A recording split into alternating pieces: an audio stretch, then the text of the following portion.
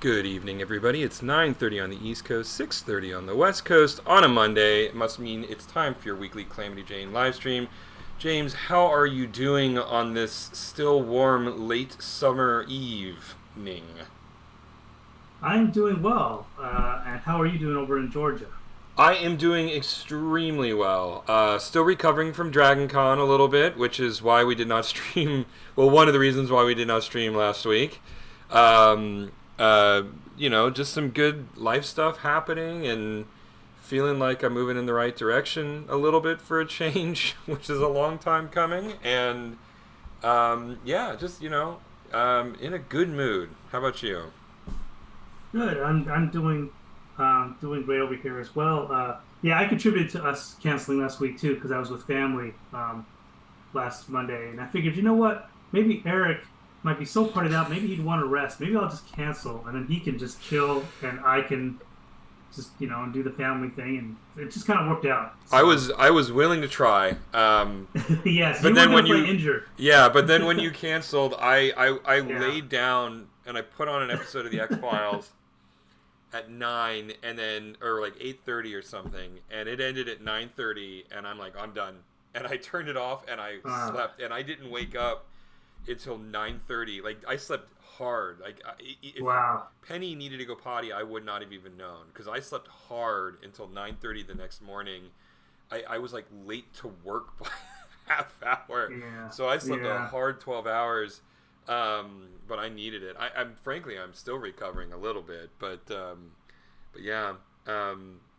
So you had a I would more legitimate imagine. excuse than me, but Yeah, but I would imagine DragonCon would take a lot out of you. It is called DragonCon, so yeah, it is. You grab the that's a you loaded. chase that dragon for a week basically. So, Yeah. So, well, I'm um, glad you're on the mend. I'm glad you're pretty much recovered, and you're not as injured as you were, what you could have been last week, or even a couple weeks before when you were sort of like in a slog of brain fog. oh god, yeah. We don't want to put you through the gauntlet of brain fog and stuff like that if we can help it here. All I need to do is just not break my toe again. Although, that was a challenging part of Dragon Con, having a broken toe and like not being able to put weight on it and having to hobble around everywhere. But the one benefit though is I got the disability sticker. Um, Oh, so you I can was do able that to for an injury? yeah, I was able to cut in line, and so I would like What? bring a buddy with me to Oh go my to the gosh, that's so channels, and cool. then to get into the vendor hall. It's like a big deal. It's 4 stories tall, Mhm. and there was a line an hour and a half long out the door. And my buddy said, "No, no, no, no! We found the secret disability entrance. Let me show you where it is." And he came and got us, and we skipped an hour and a half long line. He said, "Yeah, and they're just letting anybody in who is accompanied by someone with a disability pass." And so me and a bunch of our friends got into the vendor hall, and the best part was is I didn't have to lie. It was all legitimate. Like, Yeah, it was no, all you above board. you sacrificed your toe for this entertainment. That's what you did. Yeah, Wow, yeah. that's crazy. So, Well, that's good. so that, I mean, I would I have preferred not to break my toe? Yes, yes, I would have preferred not to break my toe. But Yeah, but that was given that I definitely did, a yeah, silver lining slash golden lining for what you ended yeah, up with. yeah. That's So That's good. no, it was good. It was a good 4.5 days. Had a really good time. A lot of good things came out of it. Um, and yeah, a lot of good memories. We have a Dragon Con group chat uh, that was created just for the Dragon Con, and it's been a week, maybe a little over a week now, and that's like still become our main chat group at this point. So we're all That's still kind good. of riding high on the con right now. That's good. Yeah. So anyway, in a good mood. I had my play that I have been working on premiered on Saturday, and that was great. And I had like 10 or 12 of my friends show up unexpectedly, Hmm. and my friend group made up 25% of the audience. So yeah, just a lot of That makes it a yeah. That's good. So You're yeah. coming on home turf with that. That's good. Yeah, so yeah, I'm in good spirits for a change, which is a nice thing. I don't That's worry, good. I will still be incredibly cynical and elitist about my Oh, opinions. yeah. Sure. But then we wouldn't have our stream without having our crazy, stream of consciousness Oh ranting yeah. about random stuff. Well, we definitely got that reserved for tonight. Oh yeah, So, no, we have plenty of um, topics to talk about.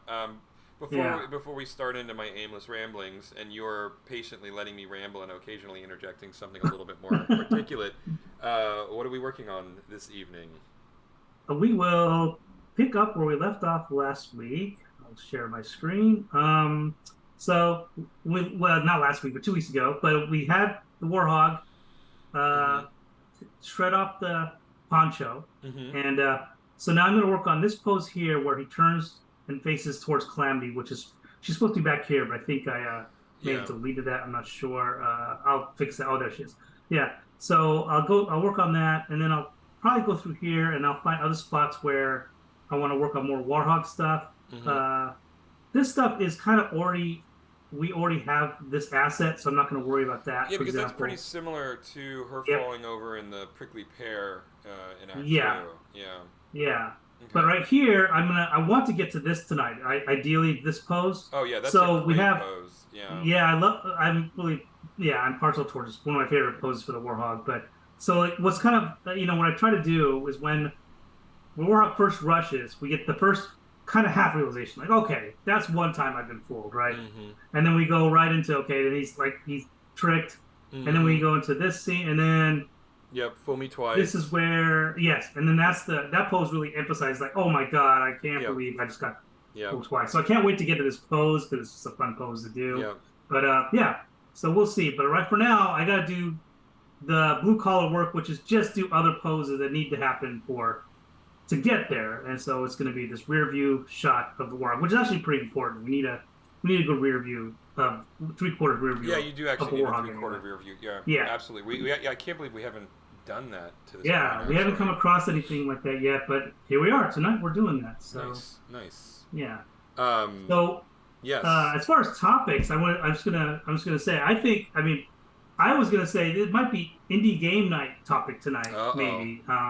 That's what I was thinking, but I don't know. I was gonna say you were gonna say something too, so I want to see what you were I gonna mean, I was bring I up was first. gonna open briefly before we got into games. Hmm. This is just how much a part of the X Files is a part of my DNA. I purely about a week ago decided that I was going to do another watch through of the X Files. Turns Hmm. out this year is the 30th anniversary of the premiere of the X Files, and this is how geeky I am. Back in 2020, they sold this book, The X Files Official Archives. Okay. And basically, what it is they went through and compiled a bunch of the paper props and photographs and stuff like that. And it's just a fun little coffee table book that I actually kind of forgot that I had. And Uh-huh. so, as I'm watching through season one, if they reference the X Files, what the episode in the book, I've been like going through and looking at the little prop information. It's so Wow, nerdy. The that's X pretty Files, intense. yeah, the X Files was remarkably bad in the first season. I As you're watching, you're saying this, like saying, "Oh my gosh, I can't believe I enjoyed the show," kind of thing. Is what you're saying? No, so that's the thing. Like, even in the first season, when it's great, it's unbelievably good. It's got one of the best pilots um, ever, in my opinion. And the first three episodes are all classics. Like, I think that if those first three episodes hadn't been as good as they were, I think it wouldn't have gotten past 13 episodes, right?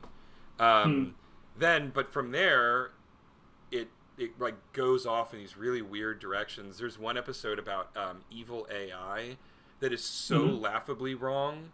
It was Hmm. just it was hysterical. It was straight up unintentional comedy, right? Hmm. But then season one also has the episode Beyond the Sea, which deals with Scully's father's death, and it's the one that guest stars Brad Dourif, and it remains maybe one of the best hours of television that's ever been made. It's Wow. a I mean, phenomenal so storytelling, phenomenal writing. Brad Dourif is an absolute tour de force. Yeah. So anyway, I was just saying that because I'm in the midst of it, and I'm like geeking out. I've got this silly book sitting next to me, looking at the that's pages. really funny.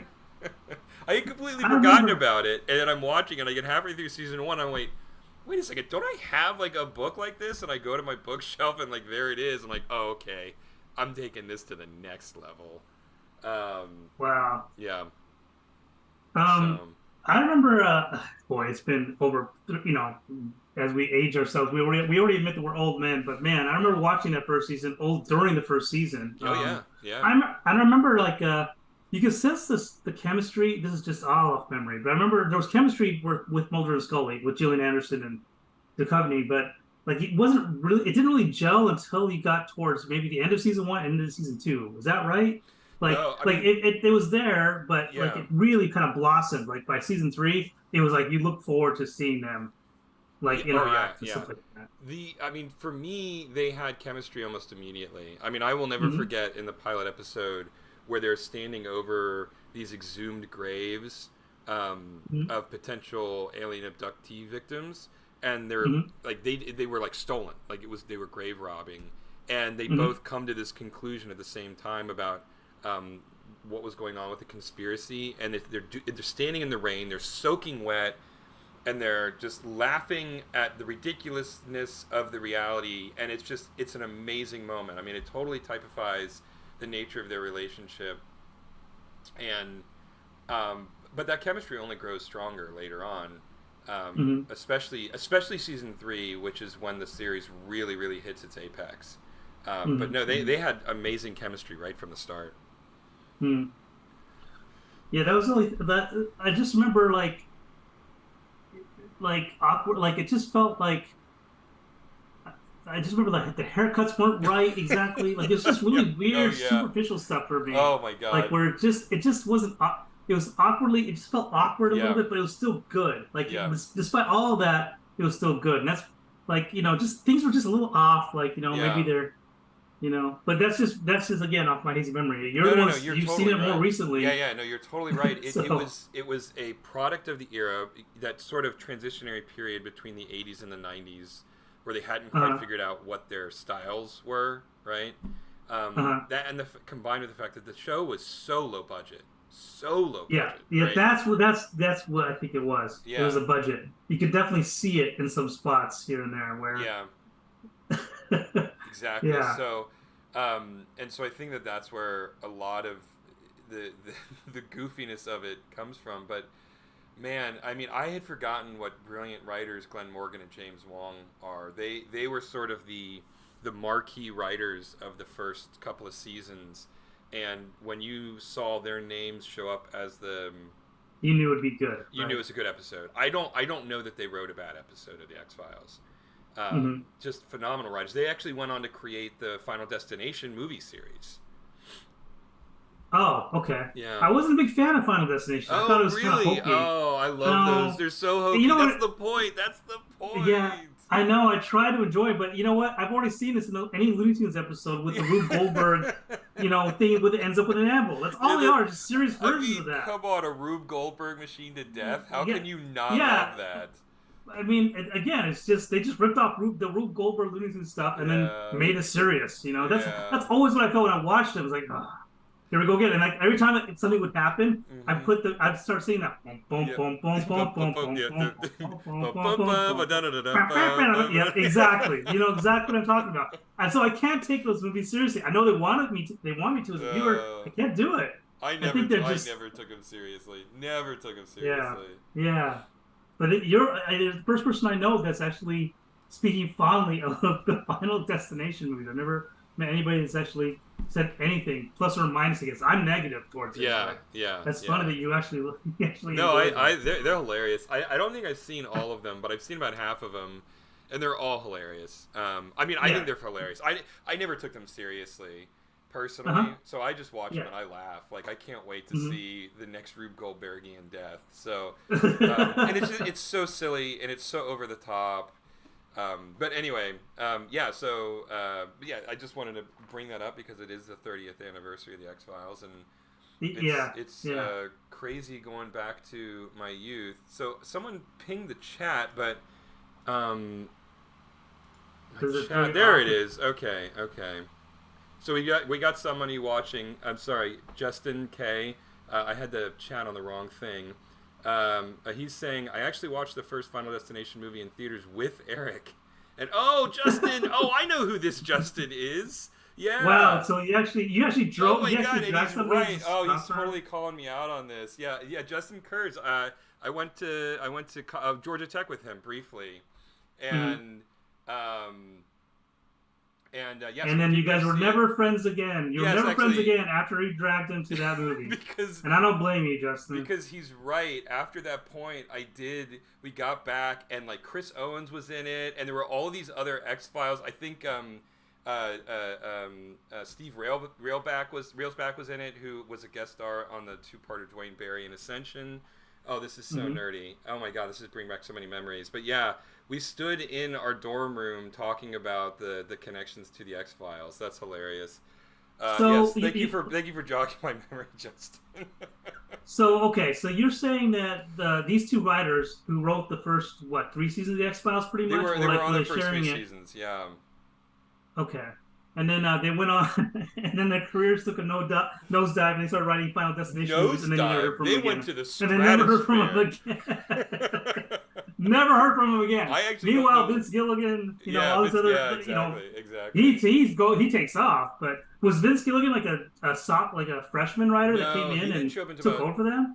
He didn't show up at the earliest season 4.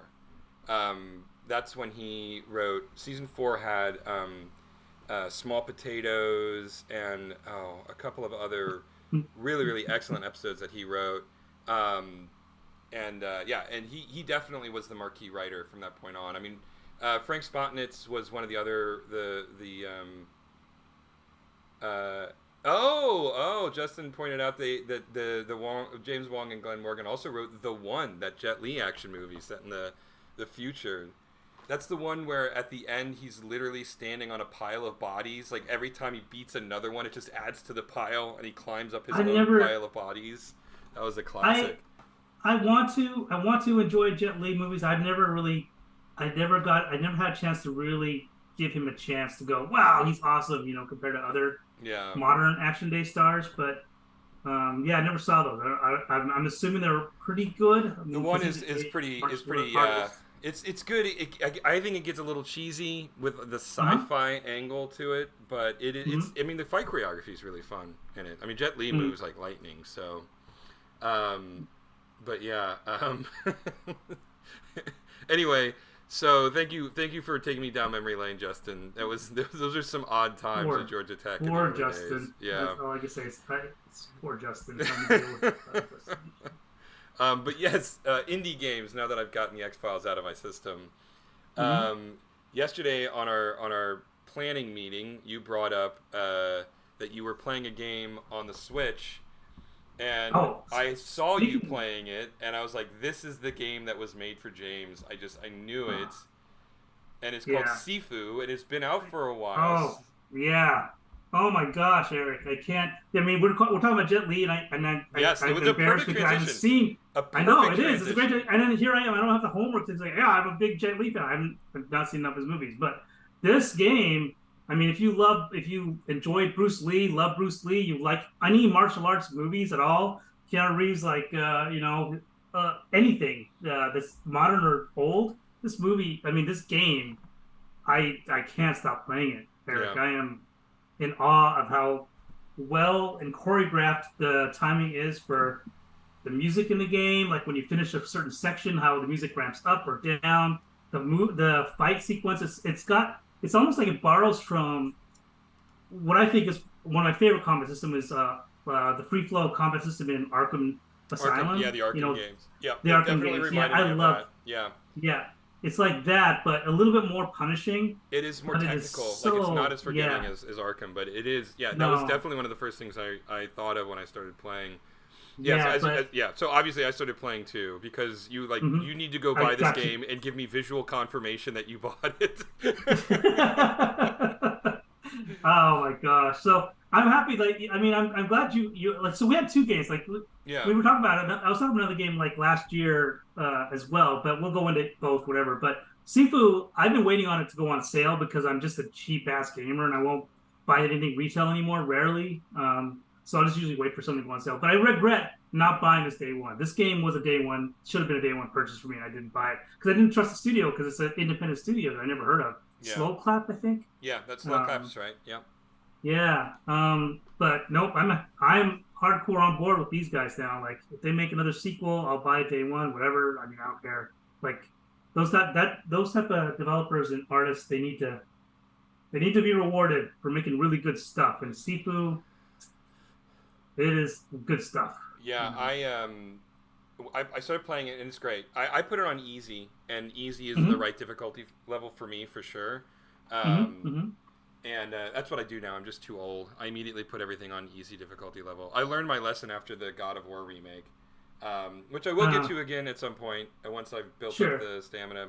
But it's the perfect difficulty for me, and it was awesome when you get to the hallway fight and the camera swings around and it's looking directly into the hallway and it's just a straight up Old Boy homage.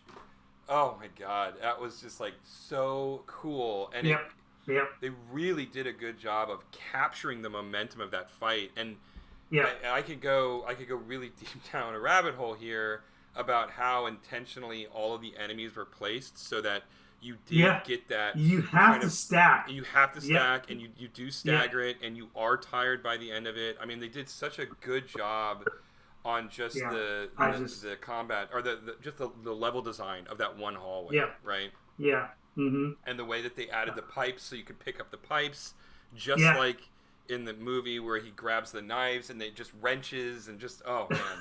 It felt like I was playing that fight scene in Old Boy, and that is a hell of a compliment. Yeah, I thought when you said that, I was like, wow, so Eric is actually impressed with this game. I was like, wow, cool. Cool. He's seeing it the same way I do, you know? Because like, again, like, you know, we don't always agree on everything, but this is, it's kind of, on this one, it sounds like you're pretty much. You were so determined that I play it. You said that if I didn't like it, you would Venmo me the price of the game. I would Venmo you the money, yes. And I think it was like one of those must buys. Yeah. You know, meanwhile, like with Thor, Ragnarok, I mean, it's not Thor. The God of War. God of War, Ragnarok. I mean, I sent that over to you because I wanted you to see the sound design. I know you would not pick it up, so I just threw it over to you. As a friend, just threw it over to you, like this, you know. But this game, I was willing to bet that you would like this game enough to where, I played through the whole first stage, and my text to you was, "Keep your money, goddammit." Yeah, it's that great. It's quite good. I've only played the first stage because it's stressful. It's an intense game, and you can't phone it in because the combat system is so complex, but not arbitrarily so, right? Yeah. You need to know the strengths. You need to know when to dodge, when to parry. And it takes a lot of practice to get good at it. But and the other mechanic too is, when you die, you can just restart. But the idea, the fiction is that you lost, and 1 year later you've come back, but you're a year older, right? So you're a little bit wiser, more powerful, but you're also a little weaker because you're older. And it's a great in fiction way of handling sort of the Dark Soulsy niche that is in every game these days. But it's a really cool fictional justification for that reboot, or that the respawn, and it's just, I mean, visually too. Honestly, my only complaint, I mean, the music is great. I think the sound effects are awful. Really? They're too soft for me. They're not crisp enough. That I wanted something more crisp, crisp, along what you would see in. I mean, I know that they did, because like Old Boy, all of the impact sounds are very realistic, very grounded, right? Old Boy was shot very grounded. It was not intended to be an over-the-top kung fu movie, right? And so they intentionally shot things with the dull splat of an actual hit, rather than the crack that you're used to from kung fu movies. But in this instance, because it does draw so heavily from movies like Enter the Dragon and Ip Man, and all these classic Hong Kong and Chinese kung fu cinema movies, I think I would have preferred it to have that sound effects, those sound design rather than the more grounded sound design of Old Boy. But that's just a preference. One thing I noticed, I mean, the sound to me is not nothing special to write home about. I'm with you there. I don't think it's terrible, but one thing. Okay, so here's for me as I was playing it. I didn't really pay attention to the sounds too much. But I started to pay attention to it the more I played it, because there are certain audio cues that you have to hear, where you know that you can break their structure, or you can get a chance to stun them, and the sound is distinct enough to where now I picked up on it as a player. And that part's useful. So from a functional standpoint, I like the sound for that reason. But I'm also with you because the sound could be better on some, like some nice pop, pop, pop. That type of sounds would be really nice. But I think if you play it more and you kind of start to tune into, like, when you're actually in the midst of fighting, you don't have time to look at the bar or like that. You listen for the sound. It'll actually help you play. That's what and this is after. I've been playing the first level and a little bit of the second level, and that's all I've been doing. I just keep replaying it because you know how I am. I play games completely not the right way, and I just like to torture myself. And this game's perfect for that. Yeah, not just mentally, but physically. I mean, you threw your shoulder out beating Skyward Sword. Yes. So I'm a complete lunatic when it comes to these type of games. So this game is right up my alley. But I played that first level so much that I've got it down to science, like how I go through the whole thing to get to the boss. But as I was doing that, I started listening. I mean, you can kind of sort of passively tune out and listen to other stuff. And that's when I started picking up, the sound actually does give me a cue. I know that this person is ready to be whatever the combo is to knock them out completely. Like, I know it's building up to that, and I can hear the sound, and I can just hurry and go in and grab them real quick. Like, there's some things that are helping functionally for the game, sound-wise, that maybe you'll pick up on yourself. But as far as you'll definitely hear it as you play more of it. But it took me a while to pick up on it. But you'll probably pick up on it a lot faster. You're more into these. Yeah, and I think it's a great point because functionality is more important than form. And so if they went with the softer sounds to highlight the functional sounds more, then it was the right UX decision. So I haven't fully grasped all of the subtleties of the sound cues yet, admittedly, but I'll definitely watch out for it. It does remind me. I mean, I remember loving Arkham Asylum and Arkham City so much that when I did the hard mode, I actually did a hard mode. That's how much I like those games. And I was so familiar with the combat system at this point that in the hard mode, all of the on-screen prompts get turned off, right? There's no button prompts. There's no, like, enemy is aware of you, like squiggly line prompts that appear over their heads. It's all turned off. I remember that. And you have to play the whole thing based solely on the sound, right? The sound and the animation. And by that point, I was so good. I was like, I was able to do it. And man, that's one of my proudest moments. I actually beat a game on hard mode. I couldn't believe it.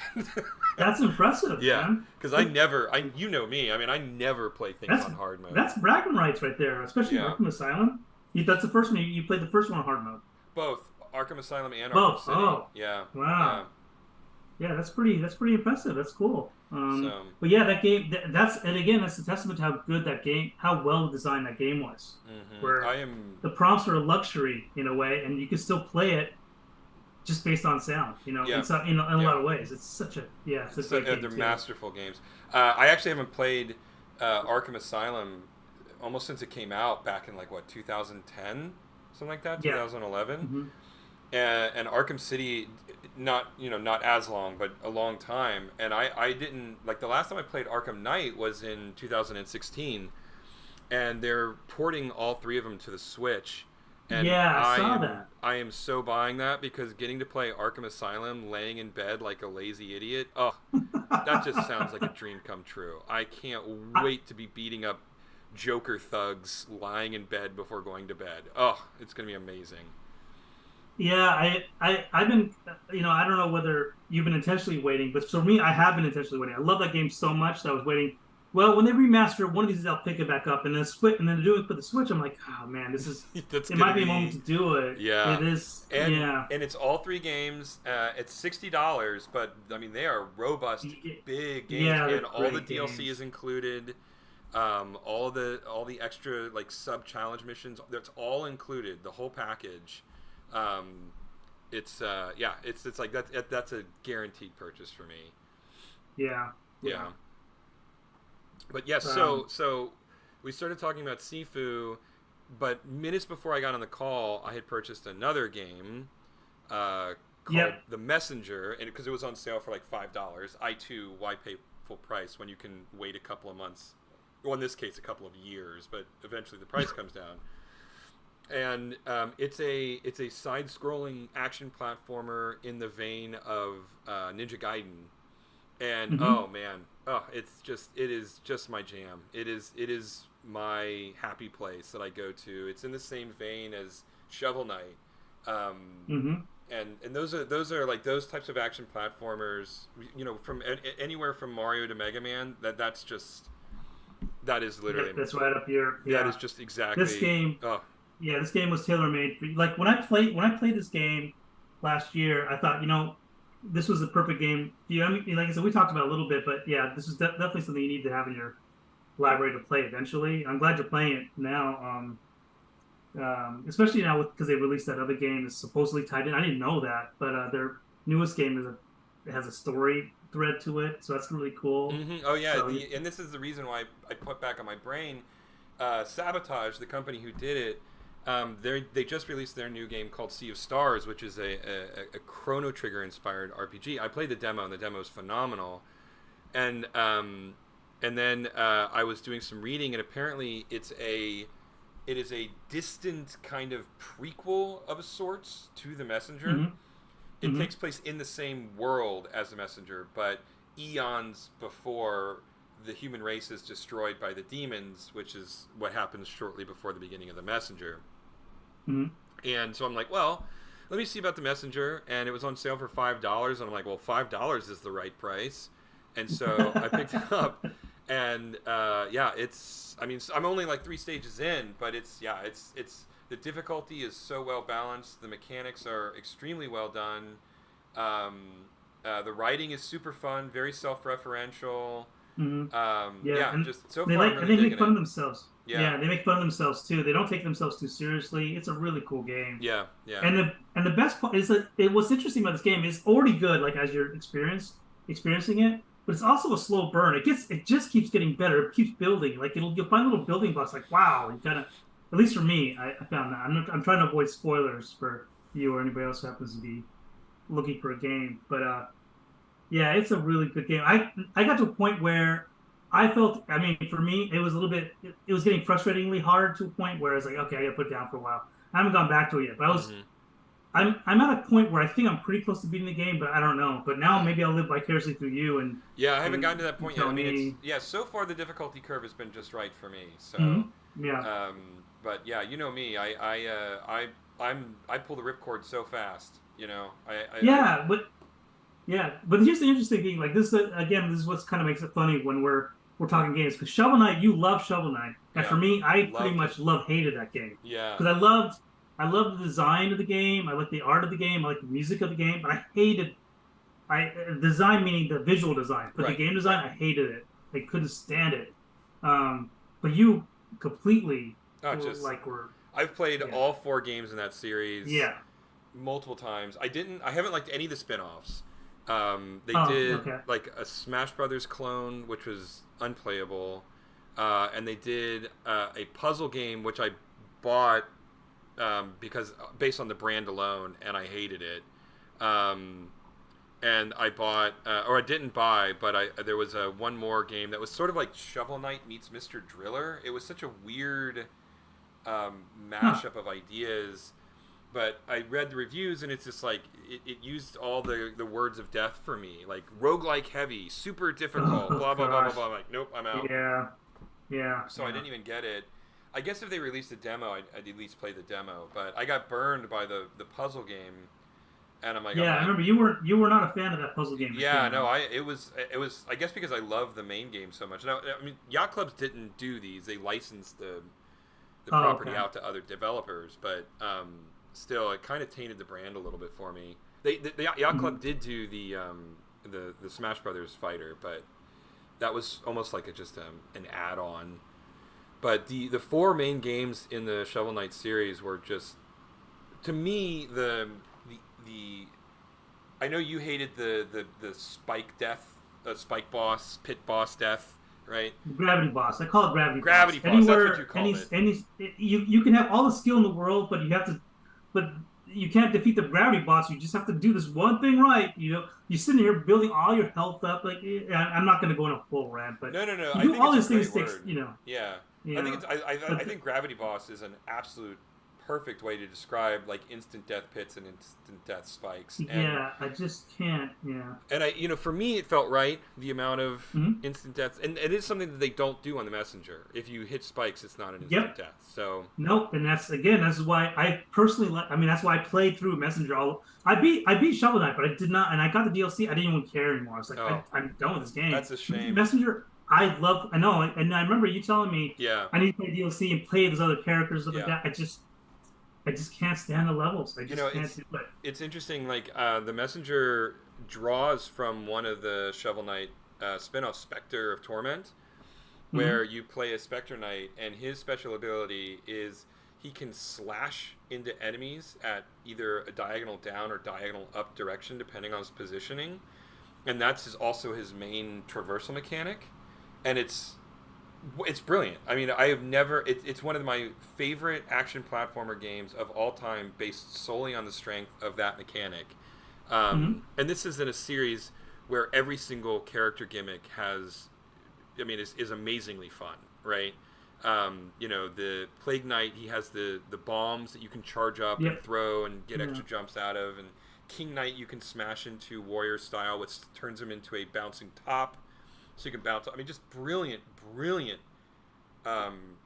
mechanic design, and it's a shame that you didn't really get to experience either of those that much because, honestly, I mean, I love Shovel Knight, and I love his Hmm. mechanics. Very much, obviously, a throwback to the DuckTales platformer of Yeah. NES Hmm. yore. Hmm. Yep. But they really utilize that mechanic better, frankly, than DuckTales did. Um, Yeah. No, they definitely expand on that. But again, like again, this is way back machine. But DuckTales, I remember just thoroughly enjoying the game all the way through. I didn't mhm. hate the game. Whereas Shovel Knight, it's just a damn gravity boss. It was everywhere all the time, no matter what. No matter what, it was always there staring me in the face, and just one little mishap, you lose everything. And Yeah. even though you have like full bar health, like just couldn't stand that. But yeah, but definitely built on that whole pogo stick mechanic that Uncle what is it, Uncle Scrooge, whatever, had Scrooge McDuck. from DuckTales. Scrooge McDuck, yeah. Um, Yeah, yeah. Well, we've belabored this point. If you wanna people watching, if you wanna go back, I'm sure that there are like 12 episodes where we argue about the merits of Shovel Knight. This is not a new topic for us. yeah, Um, I mean, we touched on it. But I don't think we've ever. I mean, I don't think we've ever ranted on it too much. I mean, I think I'm just recalling. I mean, just I think this is the longest we've ever talked about Shovel Knight. I mean, mm, I think we touched on it, but maybe not. I don't know. yeah, we've done so many of these at this point. I can't. Like, we're Yeah, probably it's treading all so many blurs. familiar ground at this point. But suffice it to say, the Messenger and Sifu are both excellent action games in their own kind of specific genre of Mm. the subgenre of the action meta genre, so to speak. But yeah, so I'll definitely explore those and spend some more time with those. Yeah, Um, definitely looking forward to seeing what you think as you go farther on. Like, it sounds like you're pretty much in the same spot I am with Sifu, where you're within the first two levels, and kind yep, of, like that's what I'm doing. yep. But yeah, Messenger, I really want to see what you think as you get farther in. Like I'm curious how as the story unfolds, like what your thoughts are on it. I think it's a brilliant game. Well, I'm gonna So, have to get through them quick because the Arkham trilogy comes out in October, and Super oh Mario boy, Brothers Wonders comes out in October as well. And oh once those two things come out, then that's it. I'm done. Like that's basically it for the rest of the year for me. I'll have to wait and see what you think about the Wonder game. I never get excited about the Mario games that much, but I do. Again, I'll live vicariously through you and Yeah. see what happens as it comes out, and Well, then again, maybe I'll it's go buy you it know, myself. yeah. Again, it's right where I live, right? 2D platformers. Just that is Mm-hmm. just I just I can't get enough of that style of gameplay. It's just phenomenal. Yeah, For me, never gets old. Never no, gets for me it old. never gets Mm. old. And Super Mario Wonder, at least based off of the Let's Plays that Nintendo has released, and the very brief Nintendo Direct that they did for it a couple of weeks ago, I'm like, I need that Fry meme. Just take my money, right? Where he holds a fist up. Um, Yeah, so I'm really looking forward to that. So when those two come out, that's basically that'll be it for the rest of the year for me. yeah, Yeah. yeah. It'll definitely keep you busy. I mean, Um, I still haven't gone back to Xenoblade Chronicles 3 yet. So, and uh, that's a slog of a game. That one takes a long time to beat. oh, Right? I it's mean, it's a commitment. I'm only like 20, 25 hours in, and it's, as usual with those games, it's a 100+ hour game. So, yeah. I'm like barely a fifth of the way through the game. So, I've got a long way to go. Great But time to be a gamer. There's so much stuff out there to play, and then it's just a yeah, matter I of what know. you I mean, we've choose. talked about this at length, Hmm. in regards to the writer's strike. And this is one of the things that's working against them, right? Like, Oh yeah, entertainment in other forms, right, streaming exactly, games. and Hmm. that's why I don't want to belabor the point because I got a mouthful of that during DragonCon. So okay, yeah, let's just talk about DragonCon. We went to a couple of the panels, and Hmm. because of the way the strike is structured, no one is allowed Oh to yeah, no talk press kit about type it. stuff. Yeah, Yeah, exactly. yeah, And so all of the panels, I went to like two of them, um, and all they talked about were the dumbest things. Like, what they is had your no choice, favorite right? food to cook? Right, they weren't allowed Oh to. no, And really? and then they got on at one point they got on this just both panels I went on to. I love Elijah Wood and I love Ashton Mount. I think they're both really good actors. I really enjoy them. But when they went on their 15 to 20 minute long rants about the writer's strike, I just rolled Hmm. my eyes. Actually, the second one, my friend Jen and I, we just got up and left. We didn't want to listen to yet Hmm. another rant about the writer's strike. My friend Alicia, who came to me to the Star Trek one, she kind of got yelled at by a woman sitting What? next to us. Yeah, it was so funny Why? because she was like, "This is stupid." Like, and rightfully so. She's like, "They can still talk about Star Trek. Maybe they can't talk about their show, but they can still talk about their experiences Yeah, of as a acting." fan. Right, exactly. They Yeah, could be yeah, fans. They can still. But then all the questions they were being asked were just like these sort of parasocial, "I want to be your friend" questions, right? And so yeah, she was yeah, like, yeah, yeah. this is so frustrating." And then some one woman leaned over me. So Alicia was sitting here, I was sitting here, and the woman leaned over me to tell Alicia, "Well, they're not allowed to talk about it because of the strike." And we're like, "Oh, Yeah, yeah. okay. I guess one of the questions was yours then." Good Lord. I thought it was hysterical. I was dying laughing. It was so dumb. Oh boy. But yeah, so I went to a couple of panels and they were all the same. And everybody I know who went to panels said the same thing. It was just, they were worthless. It was just a bunch of dumb or not special interest questions, but like personal questions that I don't. I mean, these people are actors. They're not my friends, you know. Hmm. Hmm. I like the work that they do, but I don't care about them and their personal life. In fact, that same panel, Alicia was like, "Man, yeah, they're actors. I don't really want to know what their personal life is." And then I swear to God, like 5 minutes later, they go, "What is Somebody asked one the thing that question. really inspired you?" And one of the actors goes, "Well, one thing that really inspired me when I was younger was the book The Secret." And Alicia goes, "This is why I don't want to know about them." I don't know what. Tell me, what's the Oh, you secret don't know about about? The Secret? Oh, this is No. a Uh. this is a book I. that was like really popular. When did that book come out? Oh yeah, this came out a while ago, 2006. So getting up on 20 years ago. But basically, the idea it's the book that that kind of pioneered the whole "if you visualize it, you make it reality" kind of thing, Oh. and it sort Okay. of Okay. spawned this like cult of The Secret, right? I think Okay. they even made a movie about it at some point. Um, Hmm. Oh yeah, no, the movie was released in 2006. The book was released way earlier than that. Mm-hmm. Yeah, the book was released in, I don't remember.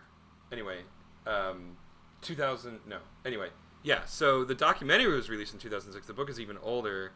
But yeah, it sort of started the cult of the visualizing your own reality thing, which is just the most ridiculous. Anyway, whatever. I was like, when she said that on stage, I was thinking, this is so unfortunate. And then Alicia said, this is why I don't want to know who you are as a person. And I'm like, 100%. Wow. I'm surprised you guys didn't get thrown out by bouncers and stuff with all your I wanted to. I would have been dining on that. If they had thrown us out for that, totally worth it. That would have been top 10 favorite moments of DragonCon if they had. Alas, they did not. But it was yeah, which is one of those things. And so yeah, and so I got really tired of listening to actors talk about the writer's strike, and I'm not gonna spill any more ink about it, sure, because we talked about it at length a couple of streams ago. Yeah, a couple of streams ago we did. But yeah, I mean, I've got all this stuff that I've got currently, right, or is coming up. Yeah, I don't really need. And I'm rewatching the X-Files right now. That's 217 episodes. That's gonna take months to get through, you know. Yeah. And I still haven't watched Ted Lasso season 3 or the After Party season 2, and you know, I've been meaning to watch Gilmore Girls finally, which I've never watched, and Justified is another show that people keep hounding me to watch. I have got so much content. The writer's strike is actually like giving me a break, you know. Yeah, it's true. Yeah, there's not endless content coming out right now. Yeah. So. Yeah. And again, I think we won't belabor this point. We've already talked about it, and but.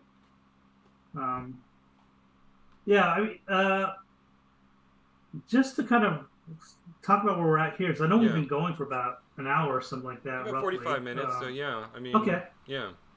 But the goal has been met. I got this pose in for the Warhog. It's still a little bit rough, but so I got that in, and let's see. And I got you got the back three-quarter view. Oh, yeah, I love the little tail, the squiggly tail. Yeah, I might try to play with it a little bit. It kind of, I don't know. I'm glad you like it. So I mean, that means it's in the right direction. Well, I'm not saying. I mean, it could be. I mean, I feel like it's perfectly reasonable to tweak with it. I think as a general rule, I like where you're going with it. It's this menacing creature with like razor blade hair, glowing red eyes, and it's got the tiniest little cute. Yeah. I mean, if anything, it'd be even curlier, right? I mean, I think. Yeah. And that's what I'm reacting to is I love that you've got this menacing beast, but then it's got just the touch of cuteness on the back of it, which is why which is why you're so good at these character designs, is you know exactly where to bring in the comedy on them. Yeah. I think it's just happy luck, but I'm happy when it strikes. Like again, this pose I'm pretty happy with. Yeah, no, that looks really good. I love the physical comedy of the Warhog. You know, if you. Yeah, if you go back and watch some of the earlier episodes, because you've been working on the Warhawk for a while now, the parts in the prickly pear where it's just kind of destroying it. There's so many great poses in there. So much good comedy. So, that's right. Yeah. Maybe we'll get there eventually, back to the prickly pear. But I figured this is a pretty good stopping point for tonight's stream. And any parting thoughts that you have, or anything else that you noticed? No, I mean, I think this is really good. As always, it's exciting to see this all start coming together. Because like we've this opening scene in every version of this cartoon has largely been unaffected. I mean, at least not. I mean, it has been significantly affected, but the beats have remained the same. And it's nice to actually start seeing some of the final pieces come in and start some of the animation come in. So I'm just happy to see it. Yeah, me too. I'm happy. I'm happy that the work that we've kind of done up throughout the years on when it was just Uncle Leon for the most part, and how we've kind of folded it in with Calamity Jane's mythos is it's really cool to kind of see how we've been able to kind of Millennium Falcon it a little bit and try to add parts here and there to kind of make our current episodes. So, Yeah, right. We took a hydro spanner to it, and somehow it still managed to. And it's gonna set records for the Kessel Run for sure. Oh yeah, definitely. We're gonna do it in 4 parsecs. Somehow, I don't know how we're gonna reduce the distance, but we'll do it. Yeah. Anyway, yeah. So we'll wrap it up there. Thanks for tuning in, everybody. We had four people watching tonight, James, which is the most we've ever had watching it live. Wow. Well, 4 means 4 parsecs. And chat interaction. So. Well, I don't know if it's interaction or more like I'm really mad at you for dragging me to this movie interaction. That's fair. Is there a word for aggro action? Aggro action. So I don't know, with fair. like a little bit of revenge messaging. I'm just throwing things at Justin. I'm trying to put my own biases onto Justin's probably very friendly thread, but that's right. What There's a reason why you don't go see movies with me again. So you've got that sort of that connection with him. But thank you for joining, everybody. Obviously, if you head on over to calamityjane.rocks, that'll drop you off on our Patreon site. Please consider joining us, subscribing, and helping us make this cartoon a reality. Obviously, you can find us on YouTube and Facebook. And we've got news. It's going to premiere very soon. We have moved off of X, formerly known as Twitter, because we're tired of the shenanigans and we just don't want to deal with it anymore. And I don't know if it's better or worse or what. We're still trying it out. We're going to give Threads a go. So we've created a Calamity Jane Instagram account, which once we get it finalized and looking nice and pretty, we'll post about that on Facebook. So you can follow that if you're interested. And we've also started a Threads account. So our 3 Thread stories will be moving over to Threads in the near future once we get everything polished up and ready for public consumption. So our 3 Thread stories will commence in the next week or 2. And so you can continue to enjoy the non sequiturness of our mini stories. And then years from now, when we finally reveal the background for all of those, you can be shocked that we have spent way too much time thinking about this world, living in this world, when you realize that this wasn't all random, that this is all based on stories we've already kind of outlined and at least done a quick treatment of. So, yes. But yeah, stay tuned for that. We'll have more information. I'll post that to Facebook when it goes live. Otherwise, thanks for tuning in, all 4 of you tonight. It was wonderful. And we will see you not next week. James actually has a thing next week. I'm attending a concert for our esteemed voice actress. Actually, she's going to perform in her band. So that's right. Yeah. Calamity herself is Calamity in a Jane's concert. going to perform. Yeah, so I'm really proud of my niece. I wish her the best a week ahead of time. I don't know if she's going to watch the stream or not, but I'm going to still put it out there in the universe. And I'm looking forward to it. So we probably won't have our stream on Monday. I'll be traveling. But sometimes Eric, you and I will do a stream and just set it, and then we'll just make it go live on. Yeah. So there might be a chance for that, but we'll see. We'll have to see. Yeah. Yeah. But anyway, thanks for tuning in, y'all, tonight, and we will see you soon.